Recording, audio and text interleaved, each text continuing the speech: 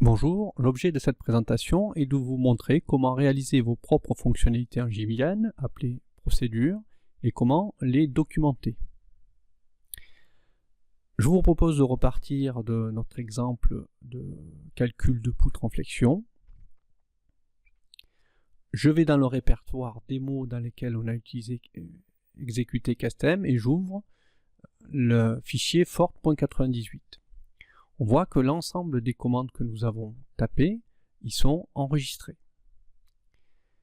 Je commence par renommer ce fichier, le sauvegarder sous un autre nom, poutre.djb, djb pour données JBian. Je supprime les dernières instructions et je sauvegarde.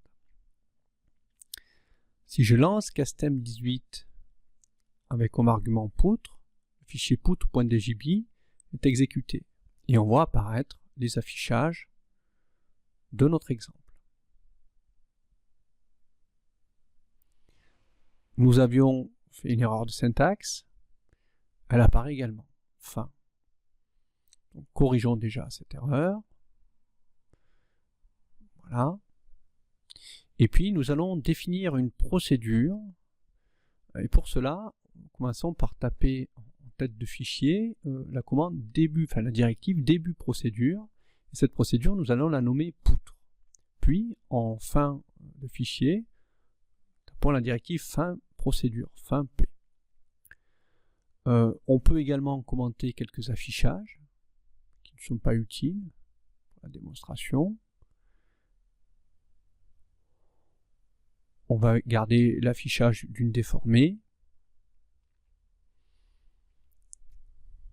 On sauvegarde et maintenant on relance le fichier Castem18 poutre. Il ne se passe plus rien.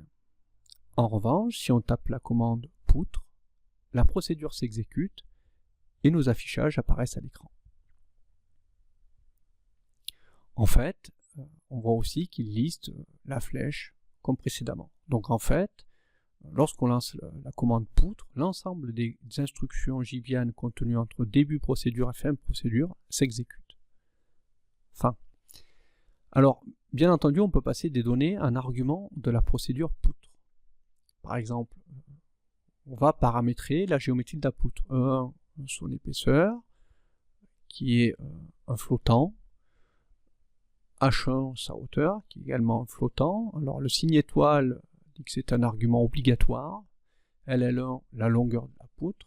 Et enfin, on peut passer aussi des arguments facultatifs, par exemple la charge, Q1, et là on utilise le signe divisé. C'est également un flottant. Donc ces paramètres, on les injecte dans le maillage de la poutre. Donc l'épaisseur, ce sera désormais E1, la hauteur H1, la longueur LL1, LL1 pour la distinguer du maillage de la ligne L1, et puis la charge Q1. Alors comme Q1 est un paramètre optionnel, il faut pouvoir lui donner une valeur par défaut. Donc on teste, si non existe le paramètre, la donnée Q1, alors on fixe une valeur par défaut, Q1 égale, par exemple, moins 1000. Enfin, on peut également fournir des arguments, des données en sortie de la procédure. Donc on propose de renvoyer la flèche, F1, on prend le maximum de la barre absolue, comme ça on distingue pas si c'est dans le sens positif ou négatif, et puis on passe F1, un argument de fin procédure. On sauvegarde, et on relance notre fichier. Donc si on tape simplement poutre, maintenant il y a un message d'erreur parce qu'on n'a pas fourni d'objets de type flottant qui sont attendus en argument de la procédure. On va fournir des valeurs, donc on change un peu l'épaisseur, on prend 0,1, auparavant c'était 0,03, puis la longueur on met 2 à la place de 1, et puis la charge 2000, une charge positive, donc sur l'axe des Z. Et puis la flèche sera dans la variable nommée F1. Si on lance, on voit que la géométrie a changé, la poutre. La déflexion se fait vers le haut maintenant, puisqu'on a mis une valeur positive pour la charge. Fin trace, et puis si on liste F1, eh bien, on a la valeur de la flèche. voilà, on a facilement réalisé une petite feuille de calcul ou une petite application qui permet de calculer la flèche d'une poutre en fonction de différents paramètres d'entrée. Alors là, la procédure poutre a été définie dans un jeu de données. Il est plus intéressant de le définir dans un fichier de procédure. Pour ça, je renomme poutre.djb en sauvegarde dans un nouveau fichier, poutre.procédure. Puis en tête de fichier, je mets 4$ et puis je donne le nom de poutre. Fin de fichier, je rajoute également 4$. Et maintenant, nous allons compiler ce fichier .procédure avec Castem. Pour ça, on tape Castem 18 avec l'option -u. Entrée. On voit que Castem a compilé une procédure. On fait fin. Et maintenant, si on regarde dans le répertoire de travail, on voit qu'un fichier utilproc a été créé, et non vide. Ce fichier utilproc contient la procédure compilée par Castem. Et si on lance Castem 18 sans aucune donnée, quand on relance notre procédure poutre, désormais, elle s'exécute sans avoir à l'avoir fournie dans un fichier de données. Liste F1, on voit à nouveau la flèche. Enfin, on peut lister cette procédure, liste poutre, et on voit l'ensemble des instructions contenues dans la procédure s'afficher. Donc lorsqu'on fournit des fichiers utilproc contenant des procédures utilisateurs qui définissent une application programmée en Debian, l'utilisateur pour toujours lister chacune des procédures qui sont contenues pour voir exactement comment elle est programmée et comment est-ce qu'elle contient. Enfin, il est utile aussi de pouvoir documenter ces nouvelles fonctionnalités. Pour cela, nous allons créer une notice. Alors, je commence par créer un nouveau fichier, poutre.notice, supprimer des lignes de commande, et puis on va décrire la fonctionnalité. Donc on commence toujours par décrire la syntaxe de l'opérateur, la directive ou la procédure. Donc là, la procédure envoie un flottant, float1, le nom de la procédure, poutre, et puis les arguments d'entrée, E1, H1, alors, les noms peuvent changer éventuellement dans la notice, ça n'a pas d'importance. Et puis on décrit les arguments d'entrée. E1, c'est un objet de type flottant et qui correspond à l'épaisseur de la poutre. L1 égale, etc. Enfin, on précise également quel est l'objet de la procédure. Hein.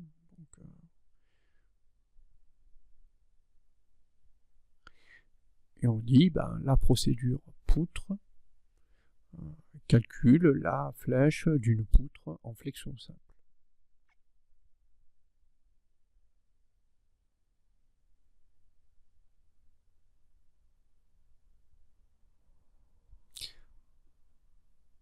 Voilà, on sauvegarde. Et puis on va compiler avec l'option -u. Donc on voit qu'il y a une procédure qui a été compilée, mais également une notice. Enfin, si on va dans le répertoire de travail, on voit apparaître un nouveau fichier utilnoti qui contient la notice compilée.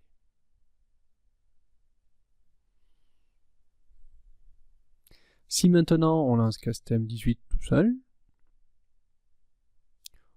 on peut vérifier que notre procédure fonctionne toujours, pas de problème. Mais maintenant, si on tape info poutre, on voit s'afficher notre notice.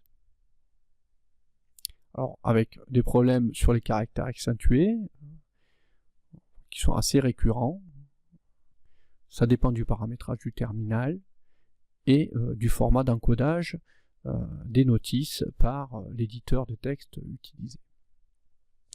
Alors, pour finir avec les notices, il faut préciser qu'on peut distinguer différentes langues dans une même notice et créer de la documentation dans un environnement multilingue. Alors déjà, pour cela on utilise des balises. Alors, on utilise la balise franc permet de spécifier la zone qui est rédigée en français. Lorsqu'on ne met pas de balise particulière, la notice s'affichera quelle que soit l'option de langue. Enfin, on peut, avec la balise angle, rédiger une partie de la notice en anglais. On change le titre, content, puis on va écrire de put procedures, compute, etc.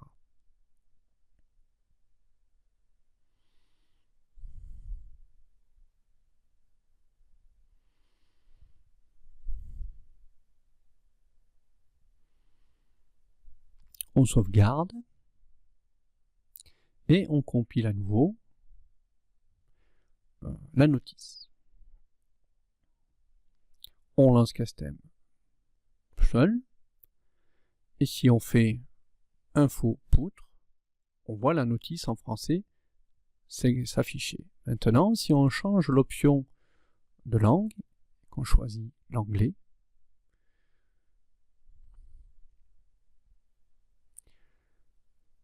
eh bien, c'est la partie, quand on a les balises anglais qui s'affichent, sachant que la balise syntaxe s'affiche tout le temps. On peut donc choisir encore un autre choix de langue, par exemple chinois. Il n'y a pas de balise chinois, mais la syntaxe s'affiche tout le temps, puisqu'elle ne comporte pas de balise spécifique. On voit donc qu'il est facile dans Castem de documenter des procédures JBian dans un environnement multilingue. Alors cette possibilité n'est pas utilisée que pour les procédures utilisateurs. Toutes les fonctionnalités de Castem sont documentées dans des notices. Par exemple, on va revenir en environnement, par exemple en anglais, et si on fait info opti, qui est la première fonctionnalité utilisée, la directive option, dans notre exemple de calcul, eh bien on voit s'afficher la notice de la directive option. Repassons au français. Si on fait info droit, qui est le deuxième opérateur, fonctionnalité, donc l'opérateur droit que nous avons utilisé, on voit s'afficher la fonctionnalité de droit, quitter.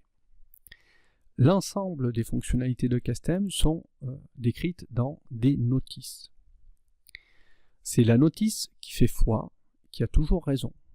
Si une fonctionnalité ne s'exécute pas conformément à sa notice, c'est une anomalie. Les fonctionnalités qui ne seraient pas documentées n'existent pas. Enfin, l'assurance qualité du code Castem exige que les fonctionnalités soient documentées en français et en anglais. Donc s'il manque la partie en anglais, c'est également une anomalie. Donc, en définitive, on voit qu'on arrive à facilement développer des applications en JBian et qu'elles sont correctement documentées grâce aux notices. Ces applications sont portables sur toutes les plateformes de portage de Castem, actuellement Linux, Windows et Mac. Ceci termine cette démonstration. Pour terminer le programme, tapez fin.